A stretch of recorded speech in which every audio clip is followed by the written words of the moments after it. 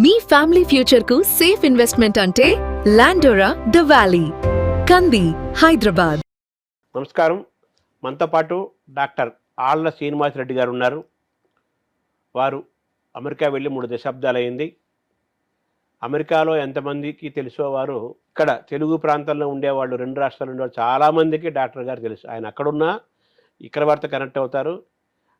ఇక్కడున్న వాళ్ళకి అక్కడి నుంచి ఆయన కనెక్ట్ అవుతుంటారు. అంటే బాగా మానవ సంబంధాలు ఎక్కువ, సామాన్యులతోనూ అలాగే పెద్ద పెద్ద వాళ్ళతో కూడా చాలా గొప్ప అనుబంధం, గొప్ప జీవితం, ఒక సమర్థుని జీవయాత్ర, ఒక సక్సెస్ఫుల్ పర్సన్గా ఆయన లైఫ్ని మనం అభివర్ణించవచ్చు. అటువంటి డాక్టర్ గారి ద్వారా మనం కొన్ని విషయాలు తెలుసుకునే ప్రయత్నం చేద్దాం. నమస్కారం డాక్టర్ గారు. ఒక పల్లెటూరు నుంచి మీ ప్రయాణం మొదలయ్యి ఇప్పుడు అమెరికాలో అద్భుతంగా టాప్ డాక్టర్స్లో మంచి డాక్టర్స్ అంటే డాక్టర్ కూడా హృదయం ఉన్న కార్డియాలజిస్ట్ ఉంటారు కదా, మంచి డాక్టర్గా మంచి పేరు తెచ్చుకున్నారు. కేవలం పేషెంట్లు, డాక్టర్లు, మెడికల్ ఆ ఫెటర్నిటీ, ఆ వాతావరణమే కాకుండా అక్కనే నాగేశ్వరరావు గారు, నారాయణ రెడ్డి గారు, జమున గారు, గొల్లపూడి మారుతిరావు గారు, ఇలాగా కోటి, మణిశర్మ, ఇలాగ విస్తృతంగా చాలామంది కళాకారులతోటి, కవులతోటి, సాహిత్యవేత్తలతోటి అనేక మందితో మీకు గొప్ప అనుబంధం ఉంది. అలాగే మీరు మీ ఊరు రుణం తీర్చుకున్నారు, మీ గురు రుణం తీర్చుకున్నారు, తల్లిదండ్రుల రుణం తీసుకుంటున్నారు. ఇవన్నీ చేస్తున్నారు కదా. మీ ప్రయాణాన్ని ఒకసారి మీరు సమీక్షించుకుంటే మీకు ఏమేమి గుర్తుకొస్తున్నాయి? మీ జీవితం పట్ల మీరు తృప్తిగా ఉన్నారా, ఆనందంగా ఉన్నారా? పెద్ద ప్రశ్న, కష్టమైన ప్రశ్న. శర్మ గారు, నేను ప్రగాఢంగా ఒకటి నమ్ముతాను. మన జీవితం ఎప్పుడు మనం అనుకుంటాం మన చేతుల్లో ఉంది అనుకుంటాం, కానీ మన చేతుల్లో ఏం లేదండి. కొంత పూర్వజన్మ సుకృతం, కొంత అదృష్టం, కొంత సహజాతంగా వచ్చిన కొన్ని లక్షణాలు, వీటి వలన మన జీవితం అనేక మలుపులు తిరుగుతూ ఉంటుంది. జీవితంలో ప్రతి మలుపులోనూ మనకి ఎవరో ఒకరు తారసపడుతూ ఉంటారు, పరిచయం అవుతూ ఉంటారు. కొందరు పరిచయస్తులుగా మిగిలిపోతారు, కొందరు స్నేహితులు అవుతారు, కొందరు ఆత్మీయులు అవుతారు, కొంతమంది ఇంకా ఎక్కువ అవుతారు. నా జీవితంలో నా అదృష్టం, ఎంతోమంది గొప్ప వ్యక్తులు నేను అనుకోకుండా నాకు తారసపడి నా అదృష్టం వలన నాతో ప్రయాణం చేశారు. అది నా అదృష్టం. నేను ఎప్పుడూ ఒకటి చెబుతూ ఉంటాను, ఎవరు జీవితంలో ఎవరు ఎప్పుడు ఎక్కడ ఎలా ఎందుకు కలుస్తారో దైవ నిర్ణయం. మీరున్నారు, మీరు ఎప్పుడు పరిచయం అయ్యారు నాకు? మేబీ 1 year 2 years, కానీ ఇప్పుడు we became good friends. Almost week మాట్లాడుకుంటాం కదా. అదే అట్లా నాకు వీళ్ళందరూ కూడా పరిచయం. ఎలా అనేది చెప్పడం చాలా కష్టం. మీరు అన్నారు కాబట్టి అక్కినే నాగేశ్వరరావు గారితో మీకు ఎలా, ఎక్కడో పల్లెటూరులో పుట్టి, కరెక్టే, ఇది చాలా గుడ్ క్వశ్చన్. నేను 1987లో మెడికల్ కాలేజీలో ఉన్నప్పుడు అక్కినే నాగేశ్వరరావు గారు వెంకటేశ్వర విజ్ఞాన మందిరికి వచ్చారు. ఆయన చూస్తానికి వెళితే కనీసం 20 అడుగుల దూరంకి వెళ్ళలేకపోయాను. అలాంటిది 2006-2007కి వచ్చేటప్పటికి నాగేశ్వరరావు గారుకి నేను మెడికల్ అడ్వైజర్గా మారడం, తర్వాత ఆయన నాకు 2011లో ఏఎన్ఆర్ అవార్డు స్వర్ణ కంకణం నాతో పాటు పిబి శ్రీనివాస్ గారికి, వాణి జయరాం గారికి, పట్టాభిరామ్ గారికి ఇచ్చారు. మీకు ఫోటో కూడా చూశారు. అది తర్వాత వాళ్ళ ఇంట్లో కూర్చోబెట్టి నా పక్కన కూర్చుని ఆయన స్వయంగా వడ్డించడం, ఇవన్నీ చూస్తే జీవితం అంటే ఇదే కదా. అంటే ఎలా పరిచయం అయిందంటే, ఇప్పుడు వేజస్నా ఫౌండేషన్ ఉంది రామరాజు గారిది, దానికి నేను గుప్తదానాలు చేసేవాడిని. నా పేరు కానీ ఊరు కానీ ఎక్కడ చెప్పొద్దని చెప్పేవాడిని. దానికి ఆయన బోర్డ్ ఆఫ్ డైరెక్టర్స్ నాగేశ్వరరావు గారు, నారాయణ రెడ్డి గారు, వాళ్ళు అడిగారంట ఎవరు అని. వాళ్ళకి ఏదో నచ్చింది, నాకు లంచ్ పెట్టారు ఒకరోజు, పరిచయం అయ్యారు. నారాయణ రెడ్డి గారు, సుబ్రహ్మరెడ్డి గారు, నాగేశ్వర అందరూ ఉన్నారు. నాకు ఒకసారి పరిచయం అయిన తర్వాత, ఒక మనిషితో పరిచయం అయిన తర్వాత ఏ క్యారెక్టరు మనని వాళ్ళతో పాటు ప్రయాణింపజేస్తుంది? అంత ఈజీ కాదు కదా. ఒకటేమో సహజాతంగా వచ్చిన నా పర్సనాలిటీ కావచ్చు, నా అదృష్టం కావచ్చు, లేకపోతే పూర్వజన్మలో మాకేమన్నా పరిచయం కావచ్చు, ఏదన్నా కావచ్చు, నా యాటిట్యూడు, వీటన్నిటితో నాకు క్లోజ్ అయిపోయారు. క్లోజ్ అయిన తర్వాత ఇద్దరు క్లోజ్ అయ్యారుగా, నాగేశ్వరరావు గారు, నారాయణ రెడ్డి గారు ఇద్దరు క్లోజ్ అయ్యారు. తర్వాత నాగేశ్వరరావు గారు డాలస్ వచ్చినప్పుడు మా ఇంట్లోనే ఉండేవారు, మా క్లినిక్లోనే టెస్టులు చేయించుకునేవారు. తర్వాత నాకు ఎన్కన్వెన్షన్లో కూడా నాకు సన్మానం చేశారు. ఆయన సన్మానం చేసిన తర్వాత ఒక అవార్డు ఇచ్చి చాలామంది సినీ ప్రముఖులు, ఇక నేను మెడికల్ అడ్వైజర్ని అయ్యాను. పేర్లు చెప్పడం నాకు ఇష్టం లేదు, చాలామంది అయ్యారు. నారాయణ రెడ్డి గారు ఏంటంటే, నారాయణ రెడ్డి గారు ప్రతి జన్మదినోత్సవానికి ఆయన సన్మానం ఒప్పుకోరు. ఆయన ఒక కవితా సంపుటి 2006లో నేను అడిగాను, నాకు కూడా అవకాశం ఇవ్వచ్చు కదా అని. అలాగే కానివ్వండి అన్నారు. చేశాను. అది సమూహం వైపు అని ఒక కవితా సంపుటి రవీంద్ర భారతిలో నేను ప్రథమ ప్రతిని అందుకున్నాను. నెక్స్ట్ ఇయర్ అడిగాను, ఎవరు ప్రతి సంవత్సరం ఎవరో ఎందుకు, నేనే చేస్తాను ఎవరి ఇయర్ అంటే, అలాగే కానివ్వండి అన్నాడు. ఆయన బ్రతుకున్నంత కాలం నా రణం మరణం వైపు ఆయన చెప్తూ, నేను అన్నాను, సార్ మీరు చాలా పాజిటివ్గా మాట్లాడతారు కదా సావు గురించి, రాస్తూ రాస్తూ పోతాను సిరా ఇంకే వరకు, పోతూ పోతూ రాస్తాను పువ్వు వాడే వరకు, మరణం నన్ను వరించి వస్తే ఏమంటాను నేనేమంటాను, పాలు పట్టి జోలపాడి పడుకోమంటాను అన్నారు కదా. మరి అలాంటిది ఈ నా రణం మరణం పైన ఏంటి అంటే, వచ్చేస్తుంది బాబు అన్నారు. ఆయన అన్నారు, నేను రాయని రోజు నారాయణ రెడ్డి లేరు అన్నారు. ఆఖరి కవితా సంపుటి కలం అలిగింది. చూడండి ఆ కొరిలేషన్ ఎలా ఉందో. ఒకప్పుడు సమూహం వైపు నింగికిగిన చెట్లు, నా రణం మరణం వైపు కలం అలిగింది. కలం అలిగింది అది పబ్లిష్ అవ్వకముందే చనిపోయారు. పబ్లిష్ చేశారుగా మీరు తర్వాత పబ్లిష్ చేశారుగా? చేసి రవీంద్ర భారతిలో చేసాం. ఆయన పోయిన తర్వాత ఆయనకి నాకు ఉన్న అనుబంధంతో సినారే ఆళ్ళ స్వర్ణ కంకణం పెట్టి నలుగురికి ఇచ్చాము. ఇప్పటికి సిరివెన్నెల గారికి, ఆయన నా మిత్రుడే మీకు తెలుసు. తర్వాత రెండవది జమున గారికి, 3 మా మిత్రుడు కోటికి, 4 మన సుద్దాల అశోక్ తేజ్ గారికి. సో నాగేశ్వరరావు నుంచి మీరు ఏం నేర్చుకున్నారండి? నాగేశ్వరరావు గారి దగ్గర నుంచి చాలా నేర్చుకున్నాను. నాగేశ్వరరావు గారి దగ్గర నుంచి నేను ఏం నేర్చుకున్నానంటే, ఎక్కడ మాట్లాడటం ఆపాలి, డిప్లొమాటిక్గా ఎలా ఉండాలి, ఎంతవరకు మాట్లాడాలి. ఆయన మాట్లాడుతుంటే చూడండి ఒక బ్యాలెన్స్ అవునా, ఎక్కడ ఒక్క లూజ్ వర్డ్ రాదు, పర్ఫెక్ట్. ఆయన చదువుకుంది 3వ క్లాసు 4వ క్లాసు, ఆయన ఇంగ్లీష్ ధారాళంగా మాట్లాడతారు, మరి చక్కని భాష మాట్లాడతారు. సో ఇవన్నీ ఇప్పుడు మన మంచి వాళ్ళ దగ్గర ఏం మాట్లాడాలి, ఎలా మాట్లాడాలి నేర్చుకుంటాం. చెడ్డవాళ్ళ దగ్గర ఏం మాట్లాడకూడదు నేర్చుకుంటాం. Dos and don'ts. విఘ్నుడు 2 నేర్చుకుంటాడు. నారాయణ రెడ్డి గారి నుంచి ఏం నేర్చుకున్నారు మీరు? నారాయణ రెడ్డి గారి దగ్గర నుంచి అసలు సభలో ఎలా మాట్లాడాలి, సభారంజకంగా ఎలా మాట్లాడాలి. ఆయన గురించి చెప్పేది ఉంది, మీకు తెలుసు కదా నారాయణ రెడ్డి గారు. ఎక్కడ సభలో ఉన్నా సరే ఎంత సభారంజకంగా మాట్లాడతారు. చక్కని తెలుగు భాష, ఆహార్యం, ఆయన దగ్గర నుంచి చాలా నేర్చుకున్నాను. ఆయన కూడా డిప్లొమాటిక్ కదా, మీకు తెలియదే ఉంది. తెలుగు జాతి మనది, నిండుగా వెలుగు జాతి మనది అంటే, అప్పుడు ఈ బైఫర్కేషన్ అప్పుడు ప్రాబ్లం ఊరికే అడిగితే ఏముంది, తెలుగు జాతి మనది, రెండుగా వెలుగు జాతి మనది అనేసరికి అన్నాడు. మరి ఆ డిప్లొమసీ ఎవరికి ఉంది చెప్పండి ఇప్పుడు వాళ్ళకి? అంత మాటల కూర్పు అమ్మో. ఆయన దగ్గర అది నేర్చుకున్నాం. అంటే మీరు మొదటి నుంచి సంపన్నమైన కుటుంబమా మీది? లేదండి, మేము బిలో మిడిల్ క్లాస్ అని చెప్పాలి యాక్చువల్గా.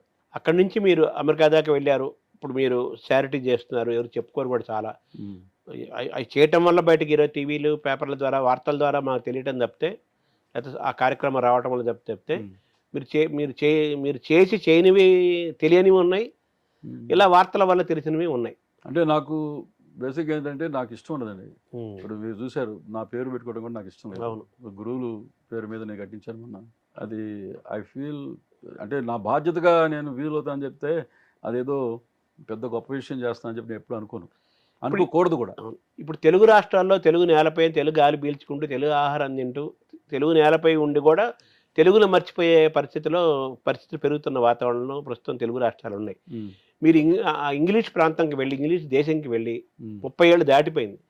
ఇప్పటికీ కూడా ఇక్కడున్న వాళ్ళ తెలుగు కంటే మీలో తెలుగు నాట్ ఓన్లీ భాష, తెలుగు ఆహారము, పచ్చళ్ళు, పాటలు, సంగీతము, సామెతలు, శతకాలు, ఇవన్నీ మీరు మాట్లాడిన వాళ్ళకు తెలిసిన వాళ్ళకి తెలుస్తుంది.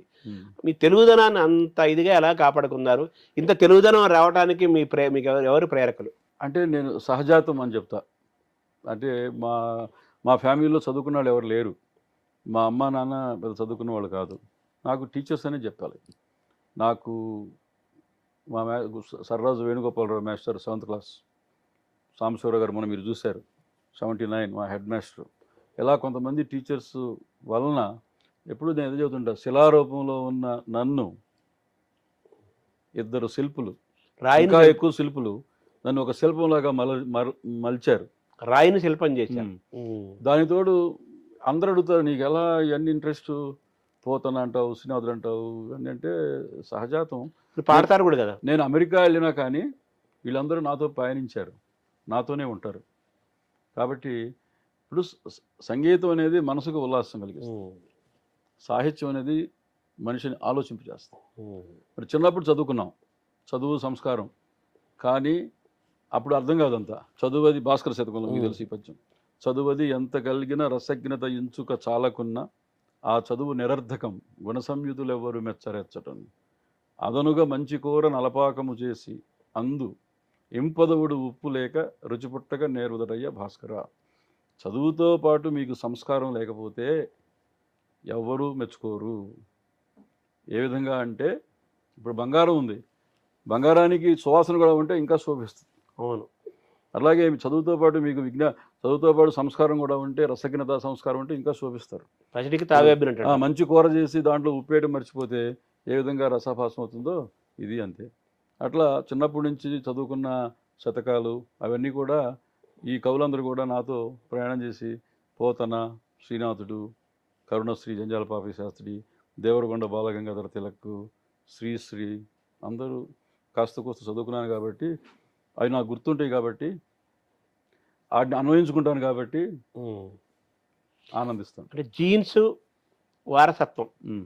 మీరు డాక్టరుడు కాబట్టి జెనెటిక్స్. మీరు భాషని సంస్కృతిని ప్రేమించే వాళ్ళు గౌరవించారు కాబట్టి హెరిటేజ్. మీ మేనమామ గారు నేను మొన్న వచ్చినప్పుడు చూశాను. ఆయనకు 100 ఏళ్ళు, 2 ఏళ్ళు సంవత్సరం పెద్ద లెక్కలు కాదు, 100 ఏళ్ళ కింద లెక్క. అవునవును, 100 సంవత్సరాలు ఆయన సైకిల్ దొక్కుని వెళ్ళిపోతున్నాడు హ్యాపీగా. ఊరంతా ఎక్కడికి వెళ్ళి సైకిల్ సైకిల్ చక్కగా బ్రహ్మాండంగా ఉన్నాడు. ఆయన జ్ఞాపక శక్తి కానీ, ఆయన సెన్స్ ఆఫ్ హ్యూమర్ కానీ, ప్రజెన్స్ ఆఫ్ మైండ్ కానీ గోరంతా కూడా తగ్గలేదు. ఆయన అడిగాను ఆ 2 నిమిషాల్లోనే, అడిగితే మీ ఆరోగ్య రహస్యం ఏంటంటే టయానికి భోజనం చేస్తాను, టయానికి పనుకుంటాను, టయానికి తింటాను, ఏదో సాయంత్రం వచ్చి చక్కగా ఎంజాయ్ చేస్తాను, పాటలు పాడుకుంటాను అన్నాడు. సో ఆయన ప్రభావం మీ పైన ఏమైనా ఉందా? ఆయన ప్రభావం కంటే కూడా మా తాతగారు, అంటే వాళ్ళ నాన్నగారు వంగా సుబ్బారెడ్డి గారు మా ఇంట్లోనే ఉన్నవారు. నేను పెరిగేటప్పుడు మా తాతగారితోనే పెరిగాను. మా తాతగారు ప్రతిరోజు నన్ను పురాణ శ్రవణంకి తీసుకెళ్లేవాడు 5 ఏళ్ల పిల్లాడప్పటి నుంచి. 9th అయ్యేటప్పుడు, నేను 9 years అయిపోయేటప్పటికి నాకు ఒక రకమైన అవగాహన రామాయణ భారతాల్లో వచ్చేసింది. So that make me different from the other kids. కొంచెం నాలెడ్జ్ ఉంది కాబట్టి తెలిసేది. మా తాతగారు పద్యాలు పాడేవారు. మా తాతగారు చదువుకున్నారు, ఆ రోజుల్లో మున్సిపల్గా చేశారు.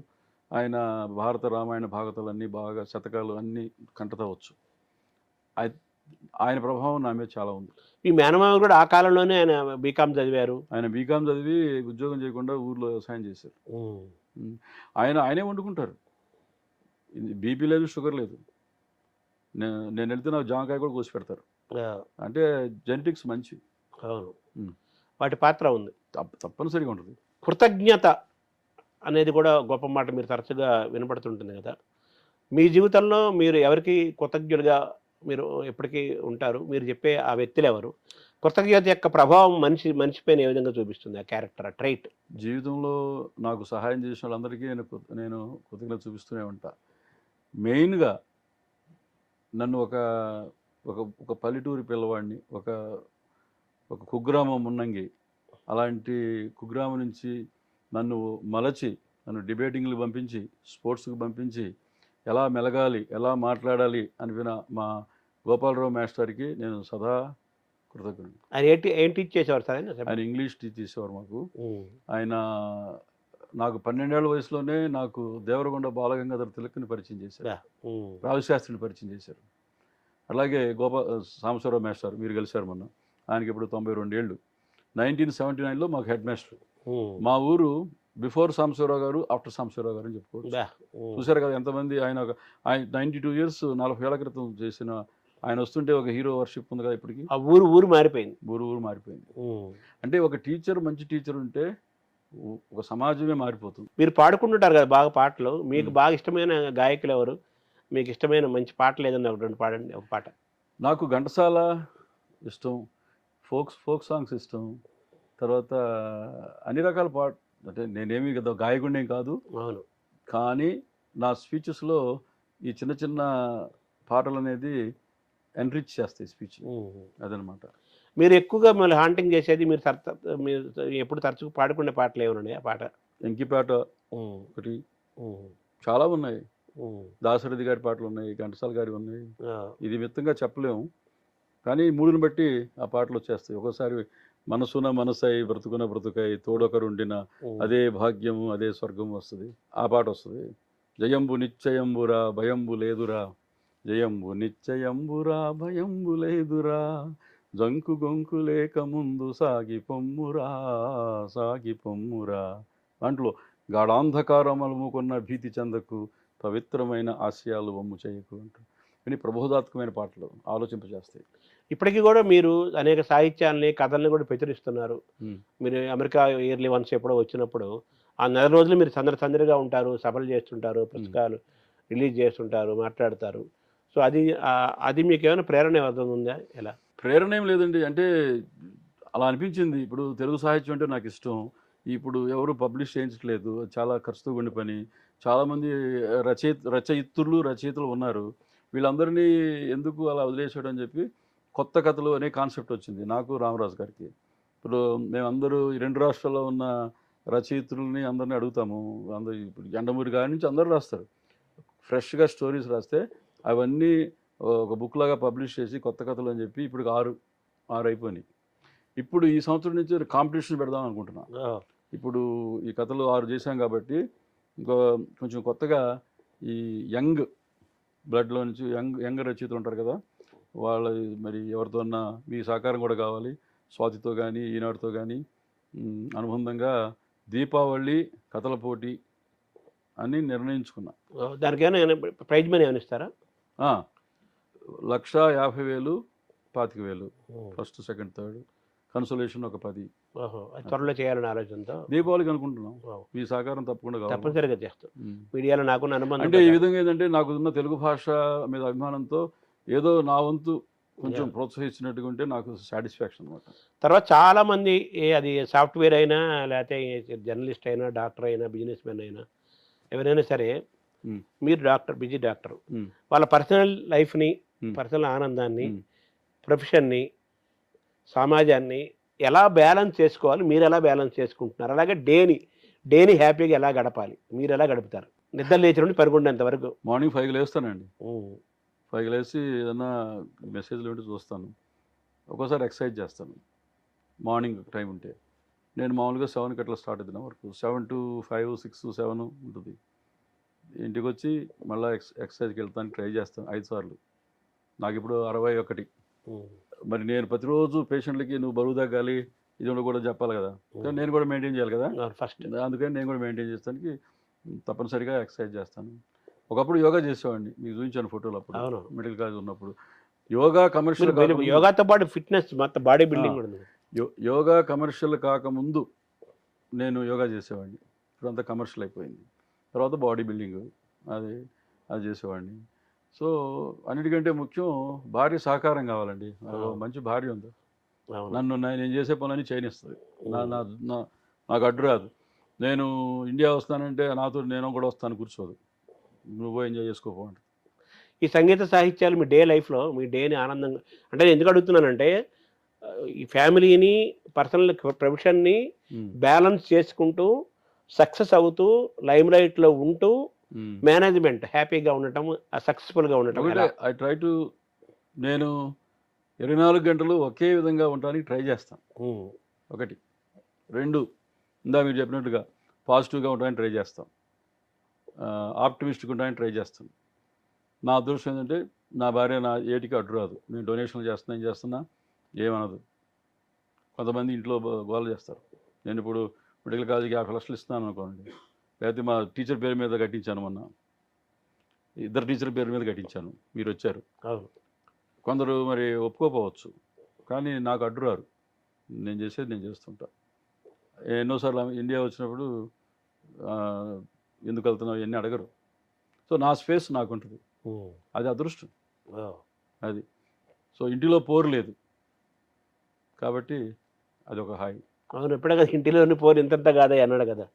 చెప్పండి, పూర్తి పద్యం చెప్పండి. అవును, మీ ద్వారా చెప్పిద్దాం. అది 4 భరించడాన్ని ఉంటే, చెప్పులోని రాయి, చెవిలోని జోరీగా, కంటిలోని నలుసు కాలిముళ్ళు, ఇంటిలోని పోరు ఇంతింత కాదయా విశ్వధావిరా.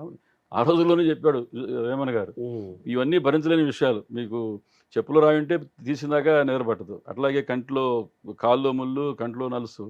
ఇక ఇంట్లో పోరు, ఇంటికి వెళ్ళిన దగ్గర నుంచి రోజు రంపపొక ఉందనుకోండి, ఇంకా వాడేం చేస్తాడు? అవునా?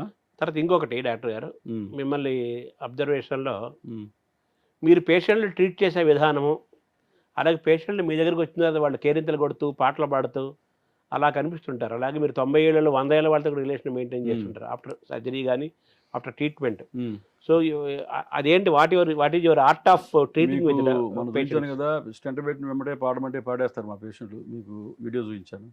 అదేవిధంగా ప్రతి పేషెంట్ని నేను నా ఫ్యామిలీ మెంబర్ లాగానే చూస్తాను. సో దానివల్ల నాకు పేషెంట్స్తో మంచి రిలేషన్షిప్ ఉంది. నాకు ఉన్న అందరూ 5,000 పేషెంట్ల దగ్గర నా ఫోన్ నెంబర్ ఉంటుంది. నేను ఇప్పుడు అమెరికా వచ్చి కూడా వాళ్ళతో కాంటాక్ట్, వాళ్ళకి అవసరం అయితే నేను కాల్ చేసి మాట్లాడుతున్నాను. 5,000 మంది. సో వాళ్ళు మీరు డ్యాన్స్లు వేస్తుంటారు, పాటలు పాడుతుంటారు, స్టంట్లు వేస్తారు, వాళ్ళు మరి ఎగురుతుంటారు వాళ్ళు.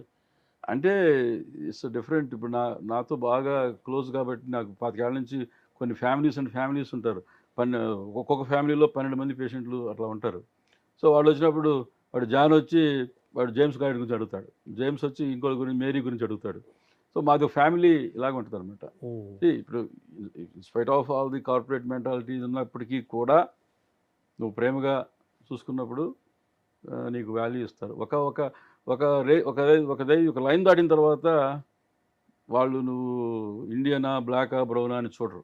Doctor is good doctor, is good doctor మనిషి అంతే. మీకేం ఎటువంటి ప్రెజర్స్ ఉండవా, టెన్షన్లు, ఒత్తిడి ఉండవా? నీ పని నువ్వు చూసుకుంటున్నావు, నీ పని నువ్వు లవ్ చేస్తున్నావు, ఇంకేముంటాయి చెప్పండి. చిన్న చిన్నవి ఎక్కడైనా ఉంటే, ఇందాక మీకు ఏం చెప్పాను, you got to know how to handle it. అది తెలియాలి ఫస్ట్. అంతే. మీ భవిష్యత్తు ప్రాజెక్టులు ఏమైనా పెద్ద ఏమైనా ఉన్నాయి చేయాలని ఏమీ సంకల్పం లేవండి. కానీ? నేను అంత ఆలోచించను. నేను ఆలోచించేది ఈ క్షణమే. To the moment, living in the ఎక్కువ మంది ఏం చేస్తారంటే, మానవ సహజం, ఫ్యూచర్ గురించి బాధపడతారు, పాస్ట్ గురించి రిగ్రెట్ అవుతారు. అయ్యో అది చేయాల్సింది, ఇది చేయాల్సింది. గతాన్ని తలుచుకొని బాధపడ్డాం. గతము తలచే వగచే కన్నా అంటారు చూసా, అది కాదు ఇక్కడ. గతాన్ని తలుచుకుని రిగ్రెట్ అవుతారు. నేను ఆ ల్యాండ్ కొనాల్సింది, ఇది చేయాల్సింది, అది చేయాల్సింది. కొనలేదుగా, కొన ఎందుకు నీకు బాధ? అయిపోయింది. తర్వాత 1 ఇయర్లో ఏమవుతుంది? 1 ఇయర్లో నీ చేతిలో కంట్రోల్, నీకు వాట్ యు హ్యావ్, నీ చేతిలో ఉందేంటి? ఈ రోజు నువ్వు మంచుకున్నావు అనుకో, భవిష్యత్తు బాగుంటుంది. భవిష్యత్తు బాగుందనుకో, గతం బాగుంటుంది, పాస్ట్ బాగుంటుంది. స్టూడెంట్స్ కానీ అంతే కదా. నువ్వు ఈరోజు చదువుకున్నావు అనుకో, నీకు మంచి మార్కులు వస్తాయి. That is your future. Future will be good. నీ భవిష్యత్తు బాగుంటుంది. నీ భవిష్యత్తు బాగుందనుకో, నువ్వు సాధించావు, ఏ మెడిసిన్, ఇంజనీరింగ్, IAS ఏదైనా, నీ గతం బాగుంటుంది. వెనక్కి తిరిగి చూసుకుంటే ఇవన్నీ నీ వర్తమానానికి నువ్వు. అందుకనే time management is very important for students. ఈ టైం మేనేజ్మెంట్ చేసుకున్నవాడు బాధపడాల్సిన పని లేదు. నువ్వు సక్రమంగా అందరికి ఇచ్చేది 24 గంటలే కదా. ఈ 24 గంటల్లో నువ్వు ఎంత ఉపయోగించావు, ఎంత స్క్రీన్ టైం. నేను అడిగాను హై స్కూల్లో, మీ స్క్రీన్ టైం ఎంతమ్మా అని. అందరూ నవ్వుతున్నారు. ప్రతి ఒక్కరికి 4-5 అవర్స్ ఉందంట. సో అవన్నీ కట్ చేసుకోవాలి. నీకు ఇచ్చిన టైంని నువ్వు సద్వినియోగపరుచుకుంటే నీ భవిష్యత్తు బాగుంటుంది. భవిష్యత్తు బాగుంటే పాస్ట్ బాగుంటుంది. ఇప్పుడు స్క్రీన్ టైం అనేది చాలా ఇంపార్టెంట్ అయింది హెల్త్కి, అన్నిటికీ కూడా. అంటే ఇప్పుడు మా అప్పుడు, బహుశా మీ అప్పుడు, మీరు మాకంటే చిన్నవాళ్ళు అనుకుంటున్నాను, మాకు స్క్రీన్ లేదు కదా అసలు. స్క్రీన్ అంటే సినిమా థియేటర్, రేడియో కూడా లేదు మాకు. అవును. మేము పెరిగేటప్పుడు మున్నంగిలో రేడియో కూడా లేదు, ఫ్యాన్ లేదు. ఇవన్నీ అన్హర్డ్. మీరు జీవితం బట్టి తృప్తిగా ఉన్నారా? తృప్తిగానే ఉన్నానని చెప్పుకోవాలి. తృప్తిగానే ఉన్నాను. ఇంకెందుకంటే ఏం కావాలి నాకు? నాకు దేవుడు నేను ఊహించని కూడా నాకు ఇచ్చాడు, మీకు తెలుసు. అవును. మరి తృప్తిగా లేకేంటి? అంటే ఇప్పుడు వాట్ ఈజ్ హ్యాపీనెస్ అంటే, satisfaction is happiness, relationship is happiness. Very good. If you satisfy what you have, నీకున్న దాంతో తృప్తి పడి మంచి రిలేషన్స్. ఇప్పుడు నీకు 100 కోట్లు ఉన్నా ఇంటికి వెళితే కాఫీ ఇచ్చేవాళ్ళు లేరు అనుకో. నీకు ఏమీ లేకపోయినా ఇంటికి వెళ్ళగానే నవ్వుతూ వచ్చే భార్య చక్కగా కాఫీ ఇచ్చి, ఎవరు ఇచ్చి వీళ్ళలో? అందుకనే CC గారు రాసింది, మనసున మనసై బ్రతుకున బ్రతుకై తోడొకరుండిన అదే భాగ్యము అదే స్వర్గము, నిన్నుగా ప్రేమించుటకై నీకోసమే కన్నీరు నింపుటకై నేనున్నాను నిండుగా పలికే తోడొకరుండిన అదే భాగ్యము అదే స్వర్గము. హీఈస్ రిచ్, మీకు కూడా ఆ విధంగా చూస్తే మీ దగ్గర డైరీ డబ్బులు ఎన్ని కోట్లు ఉన్నాయో నాకు తెలియదు కానీ మీకున్న మిత్ర సంపద చాలా పెద్దది. నాకు వేసుకునే కోటు దాచుకునే కోటు అంతే మిత్ర సంపద. మిత్ర సంపద నా అదృష్టం. అది నాకు మీరు చెప్పినట్టు మీకు తెలుసు అన్ని రకాల వాళ్ళు అవును మిత్రులు ఉన్నారు. అవును. సో అది కూడా మిత్ర సంపద కూడా మనకు చాలా ముఖ్యం కదా. నేను మా జూనియర్లకు చెప్పే సలహాలు ఇదొకటి, నెవర్ నెగ్లెక్ట్ సోషల్ గ్రోత్. అర్థమైందా? అవును, మంచి సోషల్ point గ్రోత్ కదా. అది కదా. ఫైనాన్షియల్ గ్రోత్ ఉంటుంది కొంతమందిలో. వాడు ఇంకా బయటికి చూడకుండా మూట కట్టి 70 ఏళ్ళు వస్తాయి, 200 కోట్లు ఉంటాయి, తినాలన్న తినలేడు, చేయాలని చేయలేడు, ఇంకేం చేసుకుంటాడు. అవును. కాబట్టి you should grow parallel. So both financial growth, social growth రెండు కూడా ప్యారలల్గా పోవాలి. నువ్వు 35 ఇయర్స్ అప్పుడు మొదలు పెట్టావు అనుకో, నీ స్థాయిలో నువ్వు ఎంతో కొంత దానం చేయి, జనాలతో మంచిగా ఉండు, సోషల్గా ఉండు. సో నువ్వు 60 ఏళ్ళు వచ్చేటప్పటికి నీకంటూ ఒక ఇమేజ్, ఒక స్టేచరు, ఒక స్టేజ్ వస్తుంది. అంతే కదా. అదే ఇది nothing but physical health, mental health and social health. నేను చాలా మంది చూశాను శర్మ గారు, 100 కోట్లు ఉన్నారు నా మిత్రులు కొంతమంది, మా సీనియర్స్. వాళ్ళు అంటారు ఎవరు పట్టించుకోవట్లేదు అంటారు. వాళ్ళు ఏమీ చేయకుండా 70 ఏళ్ళు వచ్చి కొన్ని 100 కోట్ల ఆస్తులు ఉన్నాయి, బయటకు వస్తే ఎవరు పట్టించుకోరు, వాళ్ళకి ఏం చేయాలో తెలియదు. ఆ ఏజ్ సోషల్గా గ్రోత్ ఉండదు ఇంకా. అంతే కదా. సో సోషల్ గ్రోత్ అనేది చాలా సరైన సోషల్ గ్రోత్. తర్వాత మీరు మిమిక్రీ కళ ఉందా? మీరు పాడుతుంటే ఒకసారి ఏం రాజు అలా కనిపిస్తుంది, పిబి శ్రీనివాస్ లాగా అనిపిస్తుంటుంది. మిమిక్రీ కళ నాకేం లేదండి అంటారు, నా గాత్ర ధర్మాన్ని బట్టి చాలా మంది అంటారు. నాకు చాలా మంది అన్నారు. I don't think it is true, but అవును కొంత అది మీద ఒక పాట ఉంటుంది కదా, అది కళ, అది ఉంటుంది కదా, ఆనాటి చెలిమి ఒక అది ఒకసారి. ఆనాటి చెలిమి ఒక కళ, కళ కాదు నిజము ఈ కథ. ఆనాటి చెలిమి ఒక కళ, కళ కాదు నిజము ఈ కథ. మనసులోని మమతలన్నీ మరచిపోవటమెలా. ఆనాటి చెలిమి ఒక కళ. మనసనేదే లేని నాడు మనిషికేది వెల. మనసనేదే లేని నాడు మనిషికేది వెల. మమతనేదే లేని నాడు మనసు కాదది శిల. ఆనాటి చెలిమి ఒక కళ, కళ కాదు నిజము ఈ కథ. చందమామే లేని నాడు లేదులే వెన్నెల. చందమామే లేని నాడు లేదులే వెన్నెల. ప్రేమనేదే లేని నాడు బ్రతుకులే వెలవెల. ప్రేమనేదే లేని నాడు బ్రతుకులే వెలవెల. ఆనాటి చెలిమి ఒక కళ, కళ కాదు నిజము ఈ కథ. మనసులోని మమతలన్నీ మరచిపోవటమెలా, మరచిపోవటమెలా. గొప్ప సత్యాన్ని, జీవిత సత్యాన్ని, మనిషి ఆనందంగా ఉండటానికి ఏమేమి ఉండాలో, బాధపడకుండా బాధపడాలంటే ఏమి ఉండాలో అన్నీ కూడా మొత్తం జీవన సారాంశం, ఆనందం యొక్క సారాంశం అంతా ఒక క్యాప్సిల్గా, ఒక టానిక్గా, ఒక ట్యాబ్లెట్గా ఈ పాటలో ఇచ్చారనిపిస్తుంది. కరెక్ట్.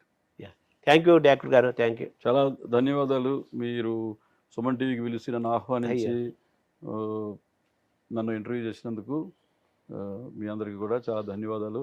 అదేవిధంగా మీ సాంకేతిక సిబ్బందికి, కెమెరామెన్కి, తర్వాత సపోర్టర్స్ కూడా నా హృదయపూర్వక ధన్యవాదాలు. Thank you. Thank you.